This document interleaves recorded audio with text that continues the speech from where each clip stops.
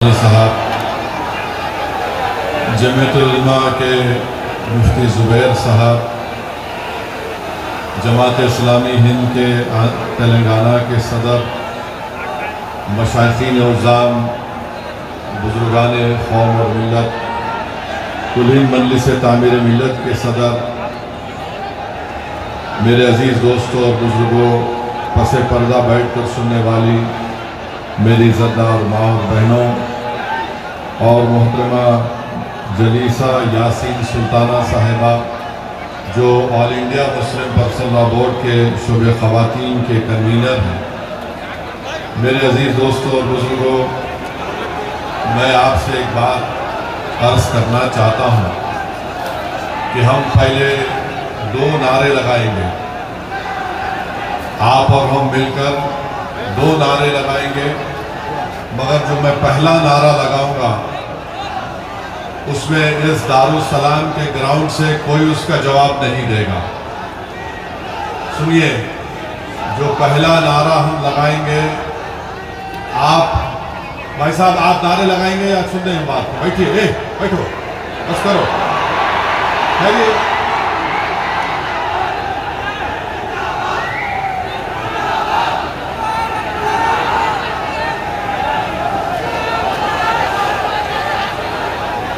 इस ग्राउंड में जितना मजमा है अल्हम्दुलिल्लाह उससे ज़्यादा बाहर है, तो ये ज़रूरी है कि हम उनकी आवाज़ भी सुने।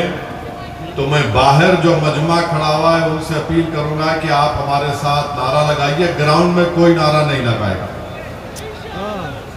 नारे तकबीर, नारे तकबीर। अब हम सब मिलकर लगाएंगे नारे तकबीर, नारे तकबीर। अब आपसे तीसरी बात यह करना है, आपके पास सेलफोन है, जरा खोल के लाइट जलाओ।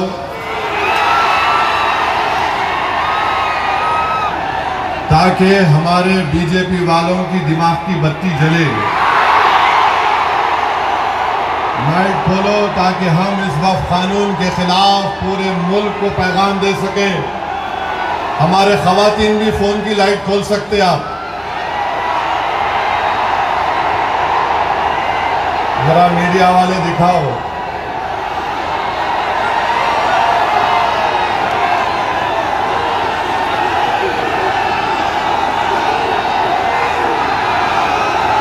अब जरा जेब में रख लो फोन को। आपसे अहम बात ये कह रहा हूं कि अब जब जलसा खत्म हो के यहां से आप निकलेंगे, आप लोग पुरअमन तरीके से अपने अपने मुकामात को जाएंगे। आप झंडे लहराते हुए नहीं जाएंगे। सब्र और तहम्मुल का मजा इंशाअल्लाह। और घर को जाके बैठना नहीं, ईशा की नमाज गोल नहीं करना। ईशा पढ़ना है मेरे को भी और आपको भी, तो ईशा भी पढ़ेंगे ना। अब मसला ये है कि किसी शायर ने अच्छा कहा था, जब ज़मीर और ज़र्फ़ का सौदा हो दोस्तों, जब ज़मीर और ज़र्फ़ का सौदा हो दोस्तों, कायम रहो। इमामबाड़ा को बचाने के लिए एहतजाज नहीं कर रहे। हम सिर्फ अपने कब्रस्तानों को या ईदगाह को बचाने के लिए एहतजाज नहीं कर रहे। हम एहतजाज इसलिए कर रहे हैं कि जो सियासी ताकतें आज इस मुल्क पर हुक्मरान हैं, वो हमको मिटाना चाहते हैं और हम उनको ये बताना चाह रहे हैं कि हम अपने आप को मिटने नहीं देंगे। इंशाअल्लाह ताला जमहूरी तरीके से तुम मिट जाओगे। हम उनको बताना चाह रहे हैं कि हम झुकने वाले नहीं हैं। हम अंग्रेजों की 200 साल की गुलामी को कबूल नहीं किए। तो हम तुम्हारे इख्तिदार में तुम जो बैठे हो और तुम ऐसे कानून बना रहे हो जो हमारे आईन और संविधान के फंडामेंटल राइट के खिलाफ है। मैंने पार्लियामेंट में उस कानून को फाड़ा, तो सिर्फ अपने तौर पर नहीं फाड़ा, बल्कि भारत के गयूर तमाम हिंदुस्तानियों की तरफ से उस कानून को फाड़ा, जो हिंदू भी है, मुसलमान भी है, सिख भी है, ईसाई भी है, जो आज भी इस मुल्क की खूबसूरती को पहचानते हैं। भारत की खूबसूरती उसका इत्तेहाद है, भारत की खूबसूरती उसका भाईचारा है। भारत की खूबसूरती नरेंद्र मोदी नहीं है मेरे अजीज दोस्तों और बुजुर्गों। भारत की खूबसूरती उसका भाईचारा है। भारत की खूबसूरती उसकी मस्जिद भी है, मंदिर भी है, दरगाहें भी है, खानकाएं भी है। और जो लोग इस भाईचारगी को खत्म करना चाहते हैं वो भारत को कमजोर कर रहे हैं। तो हमारा एहतजाज इसलिए भी है कि वो लोग जो हमको सफ़े हस्ती से मिटाना चाहते हैं, हम उनको पैगाम देना चाहते हैं कि हम मिटने वाले नहीं हैं। मैं बार बार कह चुका हूं, जब तक हम दुनिया में जिंदा है कयामत नहीं आएगी। जिस दिन हम चले जाएंगे सूर फूका जाएगा, याद रखो। और अगर बीजेपी ये समझ रही है कि उन्होंने 2014 में इख्तिदार पर आए तो पहले ट्रिपल तलाक का ऐसा कानून बनाया जो मुस्लिम खवातीन के खिलाफ बनाया, फिर उसके बाद उन्होंने CAA का कानून मजहब की बुनियाद पर बनाया, फिर उसके बाद उन्होंने UAPA के कानून को गंदे तरीके से उसको और ताकतवर बना दिया, फिर उसके बाद उन्होंने मजहब तब्दीली का कानून अपनी बीजेपी जहां पर इख्तिदार में रियासत में बनाया, फिर अब वो यूनिफॉर्म सिविल कोड बनाने की बात कर रहे हैं। 11 साल से नरेंद्र मोदी सिर्फ मुसलमानों की मजहबी शनाख्त पर हमला कर रहे हैं। 11 साल से नरेंद्र मोदी सिर्फ मुसलमानों की मस्जिदों को छीनने की कोशिश कर रहे हैं। 11 साल से नरेंद्र मोदी मुस्लिम खवातीन को ताकतवर बनाने के बजाय उनके सरों से हिजाब को छीन रहे हैं। 11 साल से नरेंद्र मोदी बुलडोजरों के जरिए सबसे ज्यादा दलित और मुसलमानों के घरों को तोड़ दिया। अब यूनिफॉर्म सिविल कोड के नाम पर हमारी शरीयत को हमसे छीनना चाहते हैं। वो शरीयत जो शरीयत एप्लीकेशन एक्ट 1937 है, जब संविधान बन रहा था तो बाबा साहेब अम्बेडकर ने कहा था कि शरीयत एप्लीकेशन एक्ट बरकरार रहेगा, मगर आज नरेंद्र मोदी ये समझते हैं कि मैं बाबा साहेब अम्बेडकर से बड़ा दूरंदेश हूं। मिस्टर मोदी, आप अम्बेडकर के पैर की धूल भी नहीं है, इस बात को याद रखिए मेरे अजीज दोस्तों और बुजुर्गों। और दूसरी बात यह, मैं आपसे कह रहा हूं कि अपने सफों में इत्तेहाद को मजबूत रखिए। ये लड़ाई जो आप और हम मिलकर अपने दीगर सेकुलर हिंदू भाइयों के साथ, सिख भाइयों के साथ लड़ रहे हैं, याद रखो बीजेपी संघ परिवार हमारे सफों से बाज मीर जाफर, मीर सादिक को खड़ा करेगी। इनसे एहतियात करो। मगर आज मालूम हुआ कि जाफर पाशा में कश्फो करामात की। मुझे अभी किसी ने व्हाट्सएप पर भिजाया कि जो इस वफ्की कानून की ताईद में आ रहे हैं, जो बड़ी बड़ी बातें करते हैं, ख्वाजा अजमेरी के आस्थाने से उनका ताल्लुक है, जाफर पाशा की तकरीर को लाइव बैठकर देख रहे थे, तो मालूम हुआ उनको भी बड़ा डर हो गया है कि अब हैदराबाद से एहतजाज बुलंद होगा। अरे जो तुम ख्वाजा अजमेरी के आस्थाने के जिम्मेदार हो ना, मैं पार्लियामेंट में इंशाअल्लाह ताला ख्वाजा एक्ट के तरमीम का एक बिल लाऊंगा और प्राइवेट मेंबर्स बिल लाकर कहूंगा कि तुम नहीं बनोगे, उसमें पसमानदा को किसी को बनाना पड़ेगा। तुम तायीद करोगे, मैं तो ला रहा हूं प्राइवेट मेंबर्स बिल आइंदा सेशन में, तुम देखना। अरे तुम लोग कितना गिर सकते हो, तुम कितना गिर सकते हो। कम से कम उस आस्ताने की निस्बत का तो लिहाज रख लो। तुम उस आस्ताने की निस्बत का तो लिहाज रख लो और इस बात को भी याद रख लो कि जब तुम और हम इस दुनिया से जाएंगे तो आरएसएस वाले अगर तुमको खंदे पर लेकर गए कब्रिस्तान में, तो फिर अंदर जाने के बाद जब फरिश्ते पूछेंगे कौन है तेरा रब, तो तुम क्या मोदी बोलोगे या अल्लाह बोलोगे? देख लो इस बात को। हम तो अल्लाह ही बोलने वाले हैं और बोलते रहेंगे। अल्लाह ही हमारी मदद करेगा और अल्लाह ही इनको शिकस्त देगा इंशाअल्लाह। But not Infallible. बाबरी मस्जिद को तोड़ने वालों का क्रिमिनल केस का फैसला आया, किसी को सजा नहीं हुई। हमने कहा कि मजहबी जंग शुरू हो जाएगी।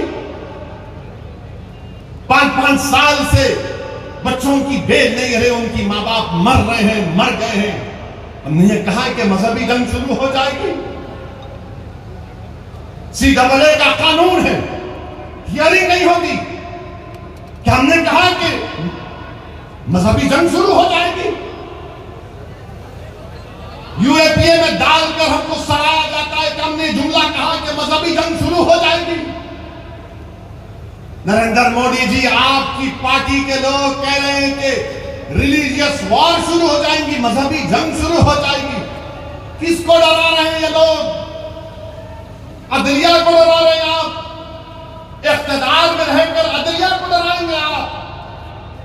आपके हक में फैसला आया तो आपके मुंह में लड्डू फूटते हैं और आप रिलीजियस वॉर शुरू हो जाएंगे। यही फर्क है। हम भारत के उन मुहिबान भारत में जिसमें हिंदू मुसलमान भी है, हम जब हमारी मर्जी के खिलाफ भी फैसला आता है हम उसको कबूल करते हैं। इसलिए कबूल करते हैं कि हम कॉन्स्टिट्यूशनल मोरालिटी को मानने वाले हैं और ये संघ परिवार के लोग एंटी कॉन्स्टिट्यूशन के लोग हैं। ये संविधान को तो मानते मगर उसको सब्सक्राइब नहीं करते। ये फर्क है भारत के असली नागरिक में और उन लोगों में जो नेशनलिज्म के झूठे दावे करते हैं और कहते हैं कि रिलीजियस वॉर, जो कहते हैं कि अगर कोर्ट कानून बनाएगा तो पार्लियामेंट को बंद कर दो। अरे अगर तुम पार्लियामेंट में बैठकर अपनी अददी ताकत की बुनियाद पर मुझे मिटाने का कानून संविधान के खिलाफ बनाओगे तो मेरे पास चारा क्या बचता है कि मैं आवाम में जाऊंगा और फिर कोर्ट को जाऊंगा। हम कोर्ट को गए, आवाम में भी जा रहे हैं। नहीं, कोर्ट कानून कैसे बनाएगा? अरे जालिमों, सुप्रीम कोर्ट का जजमेंट कानून का मौकफ रखता है। पढ़ो, तुम लोग ट्यूबलाइट हो, तुम लोग थम्स अप हो। तुम्हारे दिमाग में एक ही बात बैठा हुआ है, नहीं मोदी है तो खुदा है। अरे खुदा था, है और रहेगा उसी का नाम। आइन है और रहेगा, मगर इस तरह धमकी देना अदालत को। और फिर गवर्नर प्रेसिडेंट को बोल रहे हैं, उनको बोल रहे हैं अगर नहीं करे तो कानून बन जाएगा। अरे 142 क्या है प्यारे? 142 आइन का बनाने वाला अंबेडकर है। अंबेडकर में तुम्हारे से ज्यादा दूरंदेशी थी। आप ये बोल रहे हैं कैसा बनाए, वो कैसा बनाए, हम ऐसा कर देंगे। मगर मेरे अजीज दोस्तों और बुजुर्गों, बीजेपी आइन पर एक फ्रॉड कर रही है और डरा रही है। रिलीजियस वार की धमकी बीजेपी दे रही है। मिस्टर मोदी, कौन रेडिकलाइज हो चुका है बताओ आप?